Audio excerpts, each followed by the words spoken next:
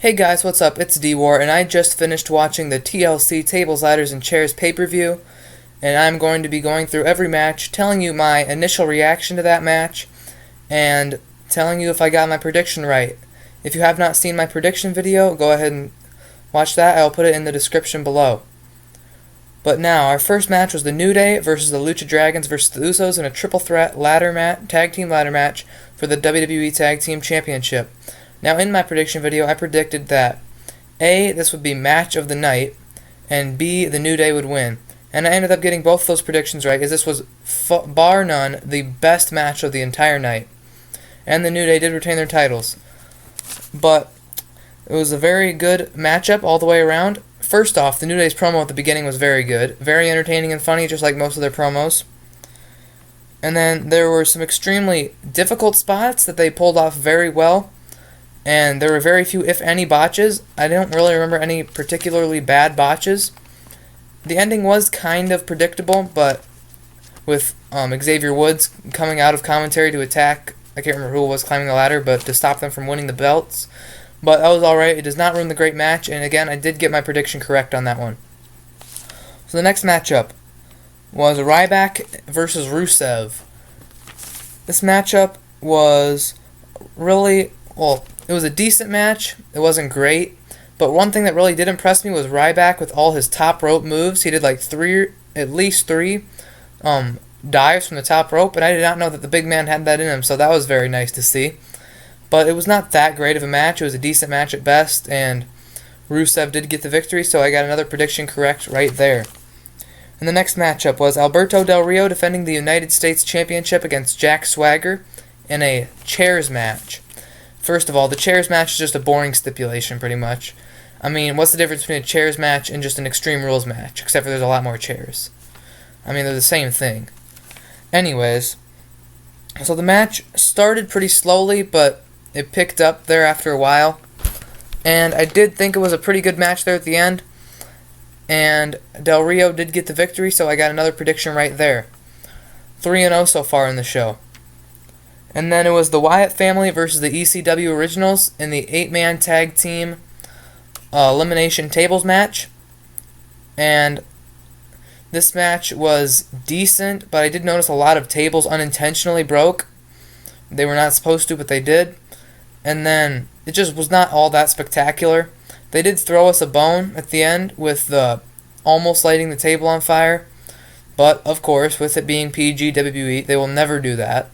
So they didn't, and the Wyatt family won that match 3-1. Only one member of the Wyatt family was eliminated, and that was Eric Rowan. And then, or not 3-1, I'm sorry, but with 3 members left. And then, so yeah, that match was decent, but nothing super spectacular. And I did get that prediction wrong. It was my first incorrect prediction of the night. And then we had Kevin Owens defending his Intercontinental Championship against Dean Ambrose. And that match was pretty good all around, some good back and forth action, although Kevin Owens' promo at the beginning was, I thought, average at best. A lot of stuff I thought he was just trying too hard, like trying too hard to get cheap heat from the Boston crowd. But anyways, the match itself was very good, a lot of good back and forth action, and the ending was really surprising. I found myself screaming at the top of my lungs when Dean Ambrose all of a sudden rolled up Kevin Owens for the victory. I did not expect that, but I was very excited to see Dean Ambrose with the Intercontinental Championship, his first belt since, I believe, June of 2014.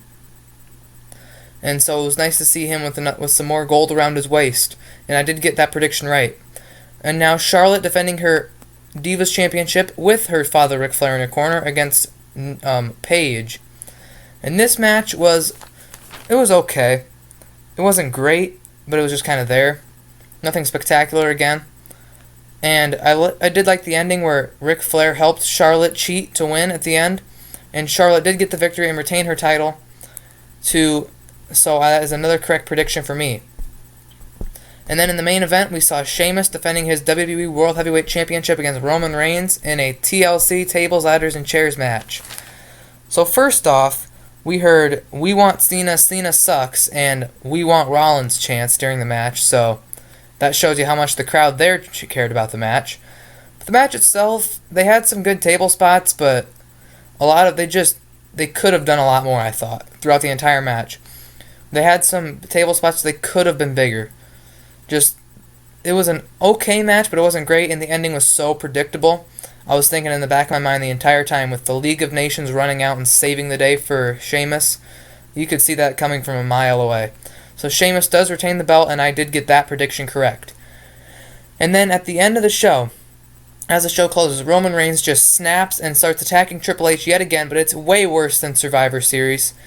He hits him with steel chairs multiple times, puts him through the announce table, the Spanish announce table, of course, and then he spears him on the outside of the ring on the floor. So I'm wondering, Roman Reigns just seemed to be absolutely out of his mind. I was wondering if this were the seeds to the start of a Roman Reigns heel turn. That would be very interesting indeed. But that was the show. It was a pretty good show, and when you look at my predictions, I got 6 correct and 1 wrong, so that puts me at this show for a 6-1 record. What I will be doing next year, starting with the Royal Rumble, I will be tracking my predictions every show, and I will be tracking them the entire year. And at the end of the year, we will be able to see how well I did. Considering it's December and next month is a new year, I'm not going to be doing that for this month. But again, 7-1.